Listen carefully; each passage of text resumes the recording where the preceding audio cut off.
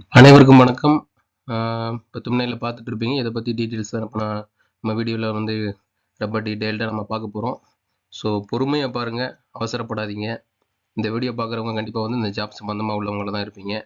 So video லெங்க்த்தாக இருக்குது, ஷார்ட்டாக இருக்குது, எதா வேணா இருந்துட்டு போட்டும். கொஞ்சம் 24 மணி நேரத்தில் இதுக்காக கொஞ்சம் நேரம் ஒதுக்குறது தப்பு இல்லைன்னு நினைக்கிறேன். ஸோ அதுபோக எஸ்ஆர்பி, டிஆர்பி அந்த வேலையில் கூட்டுறவுத்துறையில் இருக்கக்கூடிய வேலையில் வந்து ஒரு வழக்கு வந்து நிலுவையில் இருந்துச்சு. அதாவது ஆர்டர் வந்து பெண்டிங்கில் இருந்துச்சு, ஜட்ஜ்மெண்ட் வந்து பெண்டிங்கில் இருந்துச்சு. ஸோ பார்த்துருப்பீங்க, லேட்டஸ்ட்டாக வந்து வீதியில் இறங்கி மாணவர்கள் போராடினாங்க. வழக்கும் வந்து நீதிமன்றத்தில் இருந்துச்சு, அது போக வீதியில் இறங்கி போராடினாங்க. அது வந்து லா அண்ட் ஆர்டர் இஷ்யூ கூட. அதையும் மீறி வந்து எல்லாரும் ஒன்றிணைந்து வீதியில் இறங்கி போராடினாங்க. ஸோ ஜட்ஜ்மெண்ட் வந்து ரிசர்வ்லேயே இருந்துச்சு. அதாவது ஜட்ஜ்மெண்ட் ரிசர்வ்னா அது வந்து ஜட்ஜ்மெண்ட் கொடுக்காம எப்போ வேணாலும் கொடுப்பாங்க அப்படிங்கிற மாதிரி இருந்துச்சு. ஸோ ஒரு தகவல் வந்திருக்குன்னா ஜட்ஜ்மெண்ட் காப்பி கிடைக்கல, ஒரு தகவல் வந்திருக்கு. அதுக்கு வந்து சாதகமாக அதுக்காக போராடினவங்களுக்கு சாதகமாக வந்து தீர்ப்பு வந்ததாகவும் ரிசல்ட் சீக்கிரம் வெளியிட சொல்லி வந்ததாகவும் ஒரு தகவல் வந்திருக்கு. வாட்ஸ்அப் மெசேஜில் தான் வந்திருக்கு. பட் ஆனால் நான் அந்த கேஸ் நம்பரை வச்சு தேடி பார்த்ததில் அந்த ஜட்ஜ்மெண்ட் காப்பி கிடைக்கல. கிடச்சிச்சு அப்படின்னா நம்ம அதை பற்றி டீட்டெயிலாக என்னென்னு பார்ப்போம். ஸோ இந்த வீடியோ வந்து அவங்களுக்கானது இல்லை. நான் ஃபஸ்ட்டு அதை இனிஷியலாக சொல்லிடணுங்கிறக்காண்டி சொல்கிறேன். எப்பயும் போல் கிராம ஊராட்சி செயலாளருக்கு தான். ஸோ நம்ம ஏன் கிராம ஊராட்சி செயலாளரையே பற்றி நம்ம பேசிகிட்டு இருக்கோம் அப்படின்னு பார்த்தீங்கன்னா, நம்ம வீடியோவில் ஸ்டார்டிங்லேருந்து நம்ம சேனல் வீடியோ பார்த்துட்டு இருக்கிறவங்களுக்கு தெரியும். நம்ம கிராம ஊராட்சி செயலாளரை பற்றி தான் மோஸ்ட்லி நம்ம பேசியிருக்கோம். ஸோ இந்த வேலை சம்பந்தமாக பேசுறதுக்கு நிறைய பேர் சில டீட்டெயில்ஸ் கொடுக்காதனால தான் அந்த டீட்டெயில் நம்ம வந்து கேதர் பண்ணும்போது அதை 4 பேருக்கு சொல்லணுங்கிறக்காண்டி தான் நம்ம அந்த சேனலே ஆரம்பிச்சது. வியூஸுக்காகவும் மணிக்காகவோ ஆரம்பிச்சது இல்லை. ஆனால் ஆரம்ப காலகட்டத்தில் வந்து சப்ஸ்கிரைபர் வேணும், வியூஸ் வேணும்லாம் எதிர்பார்த்ததுலாம் உண்டு தான். ஆனால் வந்து போக போக போக என்னத்தை போட்டுட்டு நமக்கு தெரிஞ்ச 4 விஷயத்த சொல்லிட்டு போவோம் அப்படிங்கிறதுக்காக அதாவது 100 விஷயத்த தெரிஞ்சுக்கிட்டு அந்த 100 விஷயத்த ஒரு வீடியோவில் போடுறது, அரைக்குறையாக போடுறதுக்கு பதிலாக ஒரு விஷயத்த 100 விதமாக தெரிஞ்சுக்கிட்டு போகிறது வந்து சிறப்பு அப்படிங்கிறது என்னோட பாயிண்ட் ஆஃப் வியூ. ஸோ கிராம ஊராட்சி செயலாளரை பற்றி ரொம்ப இன்டெப்த்தாக டீப்பாக போய் நம்ம எவ்வளோக்கு எவ்வளோ அனாலிசிஸ் பண்ண முடியுமோ எல்லா பக்கமும் அனாலிசிஸ் பண்ணி 4 பேர்கிட்ட பேசி சட்ட ரீதியாகவோ எல்லா ரீதியாகவும் பேசி தான் நம்ம வந்து சில விஷயங்களை எடுத்து ஆரம்பத்துலேருந்து நம்ம வீடியோ போட்டுட்ருக்கோம். புதுசாக வர்றவங்க ஆரம்பத்துலேருந்து நம்ம போட்ட வீடியோஸை பார்த்தீங்கன்னா உங்களுக்கு தெரியும். ஸோ ஒருத்தன் வந்து நம்ம சேனலில் வந்து நோண்டிக்கிட்டே இருக்கிறதே ஒரு வேலையாகவே வச்சுருக்கான். அதையும் சொல்லிக்கிறான், அதையும் சொல்லிட்டு நான் வீடியோ போட்டுட்டு இப்போ மறுபடியும் வீடியோ போடும் அப்படிங்கிற மாதிரி சொல்கிறான். ஸோ அவனை பற்றி நான் பேசி அவனை பெரிய ஆளாக்கி விட நான் விரும்பலை. ஸோ ஆக்சுவலாக கிராம ஊராட்சி செயலர் சம்பந்தம் மறுபடியும் பேசவே கூடாதுன்னு இருந்தேன். இருந்தாலும் சில முக்கியமான தவிர்க்க முடியாத சூழ்நிலைகள் காரணமாக அந்த விஷயங்களை பற்றி பேசிடலாம் அப்படிங்கிறதுக்காக அந்த வீடியோவை வந்து நான் பதிவிடுறேன். பார்த்தீங்கன்னா வந்து கிராம ஊராட்சி செயலாளருக்கு வந்து பிப்ரவரி 24க்குள்ள அப்பாயின்மெண்ட் கொடுத்துருவோம்னு சொல்லிட்டு ஒரு கோர்ட் ஆர்டர் இருந்தது. சிங்கிள் ஜட்ஜு வந்து மதுரை உயர்நீதிமன்றத்தில் கொடுத்தாங்க. அது எல்லாருக்குமே தெரியும், இந்த வேலைக்காக காத்துக்கிட்டு இருக்கவங்களுக்கு தெரியும். அது போக இன்னொரு கேஸ் ஒன்று பெண்டிங்ல இருந்தது. அந்த கேஸுமே வந்து பார்த்தீங்கன்னா அந்த கேஸ் நம்பர் யாருக்குமே தெரியாது. ஆக்சுவலாக பார்த்தீங்கன்னா மெட்ராஸ் ஹைகோர்ட்டில் வந்து இந்த கிராம ஊராட்சி செயலாளர் சம்மந்தப்பட்ட வழக்குகளை பூரா எடுக்கிறது மதிப்பிற்குரிய மாண்புமிகு நீதியரசர் தண்டபாணி, மோஸ்ட்லி அவர் தான் எடுப்பார். மதுரை உயர்நீதிமன்றத்தில் மாண்புமிகு நீதியரசர் புகழேந்தி அவர்கள் தான் மோஸ்ட்லி எடுப்பார். ஸோ நம்ம ஆரம்ப காலகட்டத்தில் இந்த ஜட்ஜ்மெண்ட் கோர்ட்டு கேஸ்ன்னு நம்ம பார்க்கும்போது அந்த 2 ஜட்ஜுகளை வச்சு சர்ச் பண்ணி நிறைய கேசஸ் பெண்டிங்கில் இருக்கிறதையும் பார்த்து மற்ற யூடியூப் சேனலில் போட்டாங்க. ஆனால் இந்த கேஸ் வந்து பார்த்தீங்கன்னா ஒரு கேஸ் வந்து அந்த கேஸ் எதுன்னு உங்களுக்கு தெரியும். 4ஆம் தேதி இப்போ நேற்று தீர்ப்பு வரதா, ஹியரிங் வரதா இருந்தது. அந்த கேஸை பற்றி யாருக்குமே தெரியாது. அதுவுமே நம்ம சப்ஸ்கிரைபர் ஒருத்தர் இன்ஸ்டாகிராமில் இந்த ஊராட்சி செயலாளர் சங்கத் தலைவர் ஹிட் இருக்காருல, அவர்கிட்ட பேசி அவர் வந்து இவருக்கு அந்த நம்பரை ஷேர் பண்ணி நம்ம அதுக்கப்புறம் அதை சர்ச் பண்ணி பார்த்துட்டு அந்த கேஸ் டீட்டெயிலை வந்து வீடியோவை போட்டோம். அந்த வீடியோ போட்டதுலேருந்து தான் சோசியல் மீடியாவில், யூடியூப்பில் அதிகமான அதை பற்றி கருத்துக்கள் பேச ஆரம்பித்தாங்க. இந்த என் சேனலில் வந்து காப்பி அடிச்சுட்டே இருக்கானே, எப்போ பார்த்தா நோண்டிக்கிட்டே இருக்கானே, அவனுமே அந்த அந்த கேஸ் நம்பர் எடுத்துட்டு தமிழில் டிரான்ஸ்லேட் பண்ணிட்டு அதை பற்றி பேச ஆரம்பிச்சிட்டான். ஸோ அதை யார் வேணாலும் போடலாம், அது எல்லாருக்கும் பொதுவானது, அது எனக்கு தான் சொந்தம் அப்படின்னு சொல்ல முடியாது. பொதுவான ஒரு விஷயம், அது பொதுவானதே எல்லாரும் போடலாம், ரைட், ஓகே. ஸோ நம்ம அது ஏன்டா போட்டோம் அப்படிங்கிற மாதிரி இருக்குது. ஏன்னா அது போட்டதுலேருந்தே அதிகமாக நெகட்டிவ் ஸ்ப்ரெட் பண்ண ஆரம்பிச்சிட்டானுங்க. போடாமல் அப்படி கமக்கமாக வச்சுருந்தோம்னா கூட அதை பற்றி பேசாமல் நமக்கு தெரிஞ்ச ஒரு 4 பேருக்கு மட்டும், முக்கியமான ஆளுக்கு மட்டும் சொல்லிட்டு டிஸ்கஸ் பண்ணிட்டு இருந்திருக்கலாம். நம்ம எல்லாருக்கும் தெரியும்னு சொல்லிட்டு ஒரு நல்ல எண்ணத்தில் போட்டால் அதை வச்சு நெகட்டிவாக ஸ்ப்ரெட் பண்ணிக்கிட்டு இந்த வேலை நடக்கவே நடக்காது, இந்த கேஸ்னால தான் இந்த கிராம ஊராட்சி செயலாளர் பெண்டிங்கில் இருக்குது, அது நடக்கிற வரைக்கும் அது வந்து போடவே மாட்டாங்க அப்படின்னு அதையும் இதையும் கம்பைன் பண்ணி போட்டு குழப்பி போட்டு நம்மளை போட்டு ரொம்ப மண்டையை காய விடுற மாதிரி ஒரு இது போயிட்டு இருக்கு. ஸோ அது என்ன வழக்குன்னு எல்லாருக்கும் தெரியும். நான் திருப்பி திருப்பி சொல்கிறேன். அந்த வழக்கு வந்து 2023 ஜிஓ 2025 ஜிஓக்கு கீழே தான் இப்போ உள்ள கிராம ஊராட்சி செயலாளருக்கான நோட்டிஃபிகேஷன், செலக்ஷன் ப்ராசஸ் எல்லாம் போயிட்டு இருக்கு, எல்லாருக்கும் தெரியும். ஆனால் அந்த கேஸ் வந்து பழைய 2006 ஜிஓ. இதை பற்றி நான் எல்லா வீடியோலையும் சொல்லியிருக்கேன், இருந்தாலும் திருப்பி சொல்கிறேன். 2006 ஜிஓவில் வந்து கிராம பஞ்சாயத்து தலைவர் இருக்கார் பார்த்தீங்களா, அவருக்கு தான் முழு அதிகாரம் இருக்குது இந்த பஞ்சாயத்து செக்ரட்டரி போஸ்ட்டை வந்து போடுறதுக்கு. அவர் தான் எக்ஸிக்யூட்டிவ். இதுக்கு வந்து ஆர்டர் கொடுக்கறது, அப்பாயின்மெண்ட் போடுறது, வேலையை விட்டு தூக்குறது எல்லாமே அவருக்கு தான். ஸோ அந்த ஜியோவை கொண்டு வாங்க, இந்த 2 ஜியோவை வந்து கேன்சல் பண்ணுங்க. ஸோ அந்த கேஸ் நடந்துட்டு இருக்கிற வரைக்கும் ஸ்டே கொடுங்க. இந்த 2023-25 ஜியோ சம்மந்தப்பட்ட எந்த செலெக்ஷன் ப்ராசஸும் நடக்கக்கூடாது தான் வந்து ப்ரேயர்னா அந்த கேஸோட மோட்டிவ். சரிங்களா? இப்போ இதில் இருக்கிற முக்கியமான விஷயத்த பார்த்துக்குங்க. இந்த கேஸ் வந்து பார்த்தீங்கன்னா கவர்மெண்ட்டுக்கு அகேன்ஸ்டாக போட்டிருக்காங்க. ஏன்னா கவர்மெண்ட் தான் 2006 ஜியோவும் போட்டது, 2023-25 ஜியோவும் கவர்மெண்ட் தான் போட்டது. கவர்மெண்ட்டுக்கு அகேன்ஸ்டாக போட்டிருக்காங்க. ஸோ கவர்மெண்ட் வந்து வாதாடும் போது ஓகேங்க, சரிங்க, அந்த பழைய ஜியோவை நாங்கள் நடைமுறைப்படுத்திக்கிறோம் அப்படின்லாம் சொல்லவே மாட்டாங்க. ஸோ அகேன்ஸ்டாக வாதாடி தான் ஆகணும். அகேன்ஸ்டாக வாதாடும் போது கவர்மெண்ட் போட்ட ஜியோவுக்கு கவர்மெண்ட்டே எதிர்த்து வந்து கேஸ் போட்டிருக்காங்க. கவர்மெண்ட் எப்போவோ வாதாடி இருந்தாலே, இல்லைங்க அது நாங்கள் போட்ட ஜியோ தான், அதுக்கப்புறம் மாற்றி அமைக்கணுங்கிறதுக்காண்டி இப்படி போட்டோம் அப்படின்னு அவங்க வந்து வாதாடி இருந்தாலே இந்த கேஸ் வந்து என்றைக்கோ காணாமல் போயிருக்கும். ஆனால் அவங்க என்ன பண்ணுறாங்க, ஏதோ ஒரு நோக்கத்துக்காக, நல்லா புரிஞ்சுக்கணும், ஏதோ ஒரு நோக்கத்துக்காக, அது என்ன நோக்கம்னு எல்லாருக்கும் ஓரளவு தெரிஞ்சுக்க வாய்ப்பு இருக்குது. இந்த வேலையை வந்து பார்த்தீங்கன்னா ஆஃப்டர் எலெக்ஷனுக்கு அப்புறம் போட்டுக்கலாம் அப்படிங்கிற ஒரு முடிவுக்கும் வந்துட்டாங்க. அது ரொம்ப தெளிவாக தெரிஞ்சிச்சு. எதுக்கு இப்போ எலெக்ஷனுங்களில் மற்ற வேலைகளெல்லாம் வச்சுக்கிட்டு மகளிர் உதவித்தொகை, முதியோர் உதவித்தொகையோட கூடுதலாக 2000 சேர்த்து போடுறது, ஓட்டை எப்படிரா வாங்குறது, யாரோட கூட்டணி வைக்கிறது, அப்படி இப்படின்னு ஏகப்பட்ட பிரச்சனை போயிட்டு இருக்கு. ஒரு பக்கம் கிராம உதவியாளர் போராட்டம், ஒரு பக்கம் கிராம ஊராட்சி செயலாளர் போராட்டம், அவங்கள டிரான்ஸ்ஃபர் பண்ணுறது, அவங்கள சஸ்பெண்ட் பண்ணுறது, அங்கிட்ட ஏகப்பட்ட பிரச்சனை போயிட்டு இருக்கு. இதுக்கு நடுவில் இந்த வேலையை வேற நடத்திக்கிட்டு எதுக்கு போட்டுட்டு அப்படிங்கிற ஒரு எண்ணம் உங்களுக்கு. அதுக்கு காரணம் பல்வேறு காரணங்களாக இருக்கலாம். தெரியும், அது எல்லாருக்கும் எப்பயும் போல் வந்து இப்போ அது இதுன்னு வாங்கிட்டு கொஞ்சம் கல்லா கட்டிட்டு அப்படி போடுற போஸ்ட்டு தானே இது. இந்த முறை ஏதோ ஒரு நேர்மையான அதிகாரி வந்து நோட்டிஃபிகேஷனை வெளியிட்டு மெரிட் லிஸ்ட் 10th பேசிஸ் அப்படி இப்படின்னு ஒரு ஜியோ வெளியிட்டாங்க. ஸோ அதுக்கப்புறம் வந்து ரேங்கிங் லிஸ்ட்டும் வேறு வழி இல்லாமல் ரேங்கிங் லிஸ்ட் வேறு விட்டுட்டாங்க. ஸோ இந்த மாதிரி பல்வேறு சூழ்நிலைகள் போனதுனால வந்து நிறைய பேருக்கு பணம் கொடுத்தது சொல்லப்படுது. அது எனக்கு எவிடன்ஸ் கிடையாது. பணம் கொடுத்தவங்க நிறையா லட்சக்கணக்கில் கொடுத்தவங்களோட பேர் வந்து ரேங்கிங் லிஸ்ட்டில் வராத காரணத்தினால, இது வந்து பொலிட்டீஷியன்ஸுக்கு நிறைய ப்ரெஷர் கொடுத்த காரணத்தினால அவங்க நிறைய மீட்டிங்லாம் போட்டு பேசி இது இப்போதைக்கு வேண்டாம், இதை பற்றி எதுக்கு போட்டு மண்டையில் மாமக்கே 1008 எலெக்ஷன் டியூட்டி இருக்குது, இதை போட்டு எதுக்கு மண்டையில் போட்டு சூடாக்கிட்டு எலெக்ஷனுக்கு அப்புறம் எதனால அதை பற்றி பார்த்துக்குறோம், இப்போதைக்கு அந்த நல்லதோ கெட்டதோ இங்கிட்டோ அங்கிட்டோ நேர்மையான முறையிலையோ நேர்மையற்ற முறையிலையோ அது என்னன்னு பார்த்துட்டு அதை அப்புறம் பார்த்துக்கலாம் அப்படிங்கிற ஒரு முடிவுக்கு வந்துட்டாங்க அப்படின்னு சொல்லிட்டு நமக்கு தெளிவாக தெரியுது. ஸோ அதை பற்றி எந்த டிஸ்கஷன் வேணாம் அப்படிங்கிறதுக்காகத்தான் இந்த வழக்கையுமே வாய்தா இல்லாமல் இழுத்து கொண்டு போயிட்டு நாளைக்கு வந்து ஏன் போடலை அப்படின்னு கேட்டால் இந்த ஒரு கேஸ் பெண்டிங்கில் இருக்குது. ஆக்சுவலாக அதை வந்து லீகலாக சொல்லவே முடியாது, ஜட்ஜிக்கிட்ட தீர்ப்பு வராத ஒரு கேஸு வாய்தா தானே போயிட்டுருக்கு. எதுக்கு நீங்கள் இதை காரணம் காட்டி அந்த ஆர்டரை வந்து புகழேந்தி மாண்புமிகு நீதியரசர் புகழேந்தி கொடுத்த ஜட்ஜ்மெண்ட் எதுக்கு மதிக்காமல் இருக்கீங்க அப்படிங்கிற ஒரு கேள்வி கேட்டாலே முடிஞ்சு போச்சு. இருந்தாலும் சப்போர்ட்டுக்கு ஒரு காரணம் வச்சுக்கிருவோம் அப்படிங்கிற மாதிரி ஒரு மைண்ட் செட்டில் இருக்காங்க. ரெண்டாவது முக்கியமான அது ஒரு காரணமாக இருக்கலாம் அவங்க அந்த கேஸை எழுத்துட்டு போகிறது.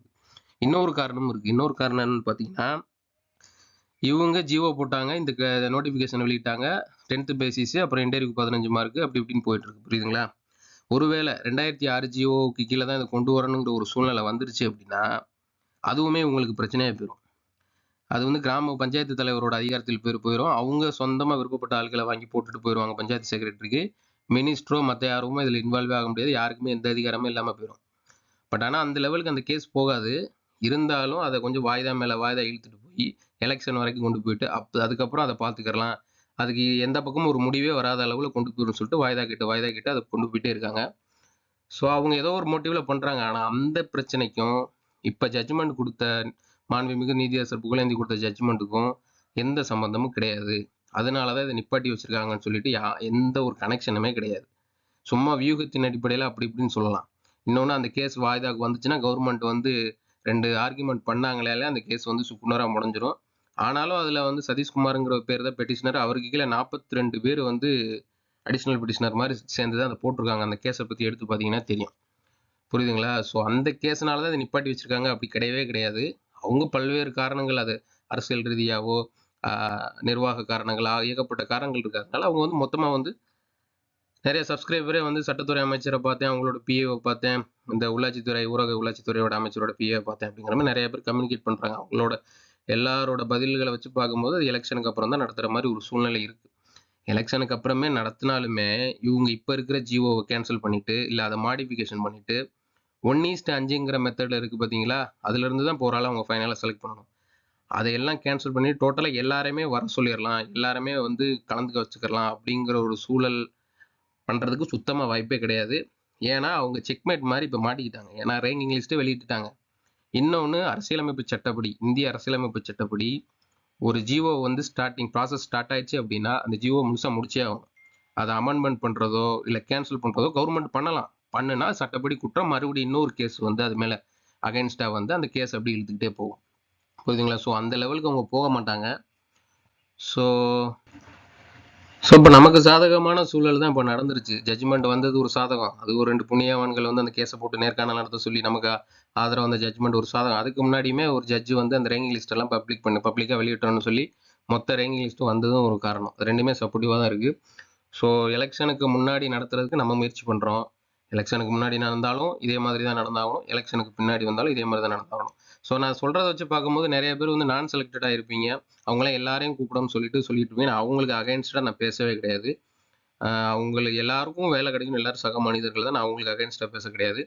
இருந்தாலும் எல்லாரையும் கூப்பிட்டு நடத்தினா எந்த மாதிரி நடக்கும்னு எல்லாருக்குமே தெரியும். யார் யாருக்கு கிடைக்கும், யார் யாருக்கு கிடைக்காது.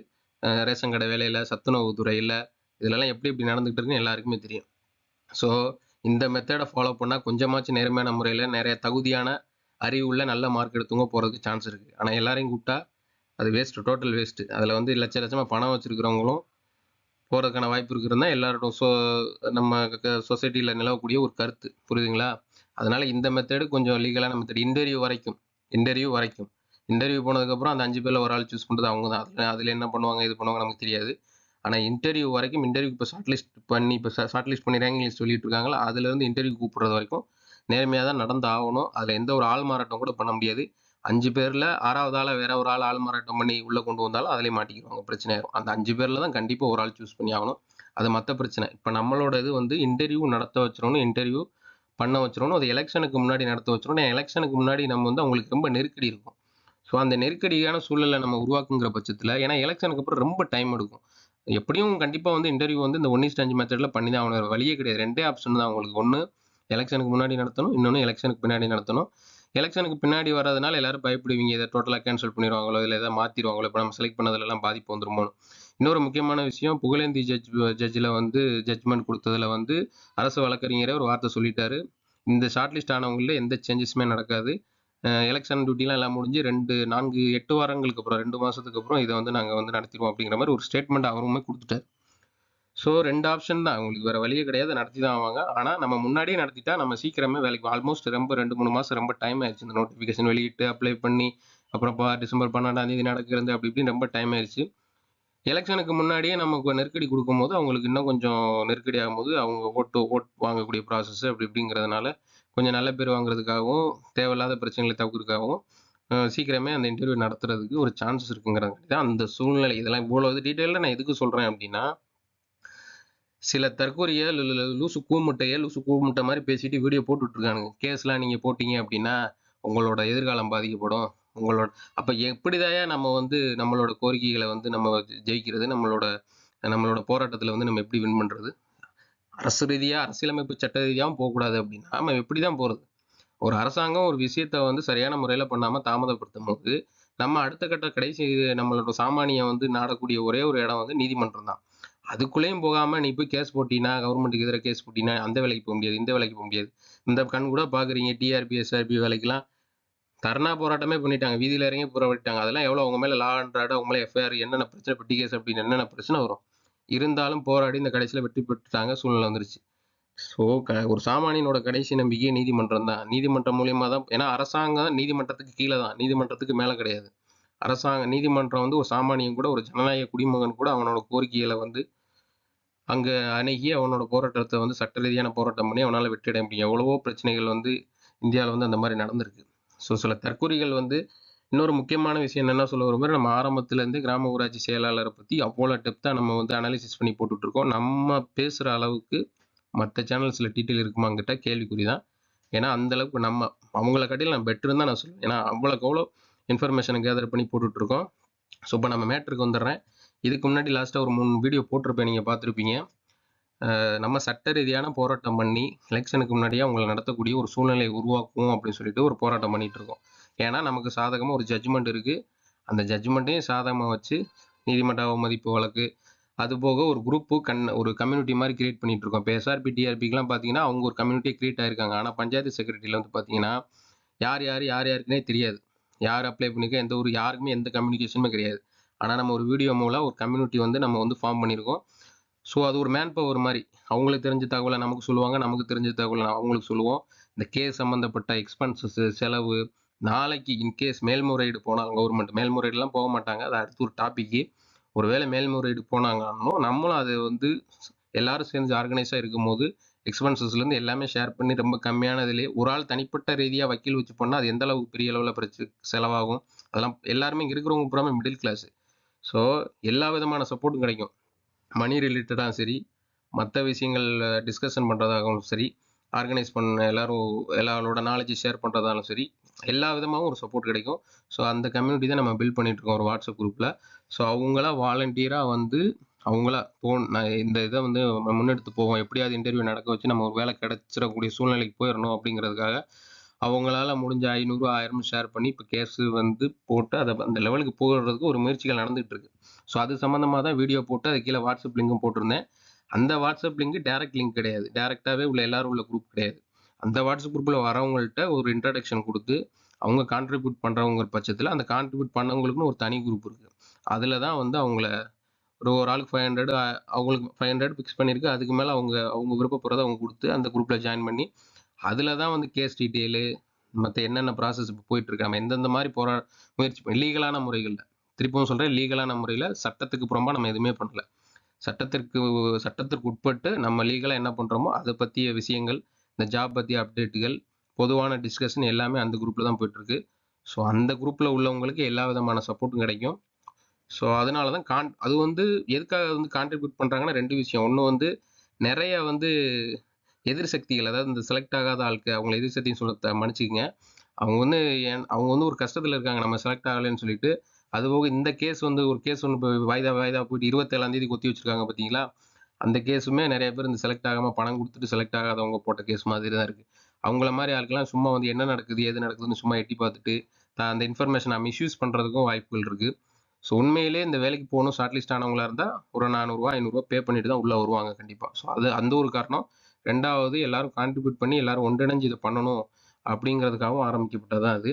ஸோ அதனால தான் அந்த கான்ட்ரிபியூஷனு. ஸோ கான்ட்ரிபியூட் பண்ணவங்கள அந்த குரூப்பில் போட்டு அதில் தான் எல்லாம் டிஸ்கஷன் பண்ணிகிட்டு இருக்கோம். ஸோ மறுபடியும் இந்த வீடியோலையுமே நான் சொல்கிறேன், விருப்பப்படுறவங்க அந்த மாதிரி நம்ம ஒரு கம்யூனிட்டியாக பில்ட் பண்ணி இந்த இன்டர்வியூ நடக்க வச்சிடணும், கடைசி வரைக்கும் எந்த ஒரு எல்லைக்கும் போவோம் அப்படின்னு லீகலான முறையில் நம்ம லீகலாக தான் பண்ணிகிட்டு இருக்கோம். ஸோ அது சம்மந்தப்பட்ட விஷயத்தில் போகணும்னு நினைக்கிறவங்க கான்ட்ரிபியூட் பண்ணுங்கள். கீழே லிங்க் இருக்குது, அந்த லிங்க்கில் வந்துட்டு திரும்பவும் சொல்கிறேன், கிராம ஊராட்சி செயலாளர்களுக்கு ஷார்ட் லிஸ்ட் ஆகாதவங்களோ சும்மா நான் வேடிக்கை பார்க்க தான் வந்தேன், அப்புறம் அந்த வீடியோ ஃபுல்லாக பார்க்காம அரைகுறையாக கேட்டுட்டு சும்மா லிங்க் இருக்குன்னு லிங்கை பார்த்துட்டு உள்ளே வந்தேன். நான் இப்போ எவ்வளோ தான் சொன்னாலும் இது திருப்பி நடக்கும். இருந்தாலும் வருவாங்க, பார்ப்பாங்க, ஒரு நாள் இருப்பாங்க, இல்லை ஒரு ஹாஃப் டே இருப்பாங்க, ஒரு 2 days இருப்பாங்க. நான் திருப்பி கேட்டுகிட்டே இருப்பேன். அப்புறம் அவங்களே லெஃப்ட் ஆகி போயிடுவாங்க, இல்லை நானே இன்ஆக்டிவாக இருக்கான்னு சொல்லிட்டு லெஃப்ட் பண்ணிடுவேன். ஒரு 100ல் ஒருத்தரோ 2 பேரோ தான் ஜென்யூனாக வந்து இப்போ கான்ட்ரிபியூட் பண்ணிவிட்டு அந்த குரூப்பில் வருவாங்க. இதான் ரெகுலராக நடந்துகிட்ருக்கு. ஸோ எனவே சப்போர்ட் பண்ண விரும்புகிறவங்க அந்த லிங்க்கில் வாங்க, டீட்டெயில்ஸ் ஷேர் பண்ணுறேன், கான்ட்ரிபியூட் பண்ணுங்கள். நம்ம இன்னும் கிட்டத்தட்ட ஒரு 65 பேர்கிட்ட வந்துட்டாங்க. இன்னுமே நான் அதை பெருசாக பில்ட் பண்ணுறேன். ஸோ பில்ட் பண்ண தான் நமக்கு சப்போர்ட்டும் ஜாஸ்தியாகும்.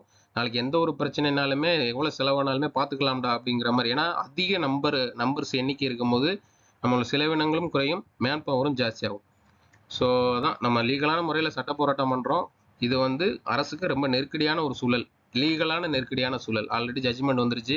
இப்போ கண்டெம்ட்டுங்கிற ஒரு சூழ்நிலை வந்துச்சுன்னா, நீதிமன்ற அவமதிப்புங்கிற சூழல் வந்துச்சுன்னா, வேற வழியே இல்லை. இப்படி போயிட்டு இருக்கே, நமக்கு வேறு எலெக்ஷன் வருது, கெட்ட பேராயிருமே. நாளைக்கு மீடியாங்கிற லெவலுக்கு வெளியில் லீக் ஆகும். இந்த மாதிரி நீதிமன்ற அவமதிப்பு வழக்கு அரசு துறை மேலே போட்டிருக்காங்க, இந்த கிராம ஊராட்சி செயலாளர் சம்மந்தமாக இந்த வேலையை நடத்தாமல் இப்படி பண்ணிட்டு இருக்காங்கன்னு சொல்லிட்டு ரொம்ப நெருக்கடி போகும்போது எலெக்ஷனுக்கு முன்னாடி இன்டர்வியூ நடத்தி முடிக்கிறதுக்கான சான்சஸ் இருக்குது. ஸோ அந்த சூழலை வந்து நம்ம இந்தியா தமிழ்நாட்டை பொறுத்த வரைக்கும் கவர்மெண்ட் எதையுமே அதுவாக பண்ணாது, நம்ம தான் பண்ண வைக்கணும் லீகலான முறையில். ஸோ அதுக்கான சூழலை உருவாக்குறதுக்கு நம்ம முயற்சி பண்ணுறோம்.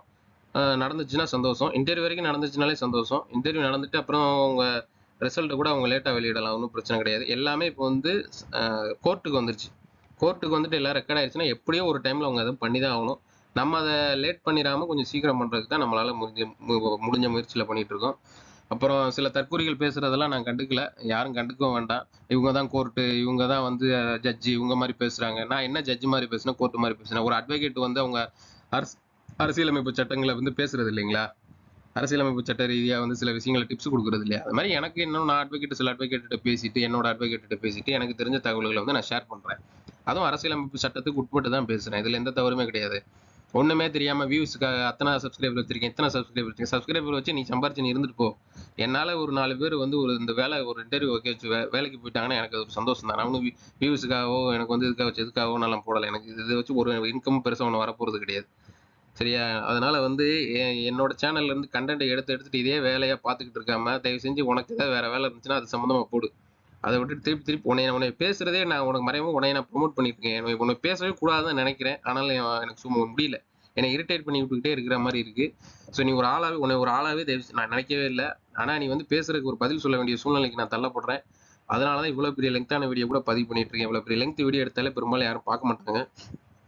So anyway thank you. நான் சொல்ல வந்ததெல்லாம் சொல்லிட்டேன். யாரும் எதுவும் என்னைக்கு அவங்களுக்கு கவர்மெண்ட்டுக்கு 2 ஆப்ஷன் தான் கண்டிப்பா வந்து வேலை போட்டுருவாங்க. நான் அப்ப இருந்து போறேன் இன்டர்வியூ நடக்கும் தான் சொல்லிட்டே இருக்கேன். அரசியலமைப்பு சட்டம் ஆர்டிகல் 14, 16 அடிப்படையில் வேற வழி கிடையாது. அவங்க பண்ணி தான் ஆகணும். ஓப்பன் ரெக்கமெண்ட் ப்ராசஸ்க்கு எதிராக எந்த வழக்கு வந்தாலுமே அது வந்து தள்ளுபடியாயிரும். ஏன்னா ஓப்பன் ரெக்கமெண்ட் ப்ராசஸ்ங்கிறது ஆர்டிகல் 14, 16 வெளிப்படுத்தக்கூடிய ஒன்று. ஸோ அதை வந்து இந்த ஜியோ 2023, 25 ஜியோ தான் நடைமுறைப்படுத்துது. ஸோ அந்த வழக்கு வந்தாலே நிற்காது. அதுபோக இந்த ஜியோவை அவங்க கேன்சல் பண்ண முடியாது, அமெண்ட்மெண்ட்டும் பண்ண முடியாது. பண்ணாலும் அவங்க மாட்டிக்கிடுவாங்க. அதுவும் கேஸ் நம்ம வந்து இப்போ சட்ட ரீதியாக முன்னெடுத்து போகிற இது வந்து நமக்கு இன்னும் கொஞ்சம் சாதகமாகவே இருக்கும். ஸோ அதனால் சப்போர்ட் பண்ண விரும்புகிறவங்க, அந்த குரூப்பில் ஜாயின் பண்ண விரும்புகிறவங்க, நம்ம கம்யூனிட்டி இன்னும் பில்ட் பண்ணணும், டிஆர்பி எஸ்ஆர்பியில் உள்ளவங்க மாதிரி நம்ம நல்ல கம்யூனிட்டி பில்ட் பண்ணணும், நாளைக்கு கடைசி வரைக்கும் இறுதி வரைக்கும் நம்ம போராட்டம்னு நினைக்கிறவங்க அந்த வாட்ஸ்அப் குரூப்பில் வாலண்டியராக வாங்க, உண்மையான மனசுள்ளவங்க வாங்க, சப்போர்ட் பண்ணுங்கள். தேங்க்யூ தான் நான் சொல்ல விரும்பினது. தேங்க்யூ.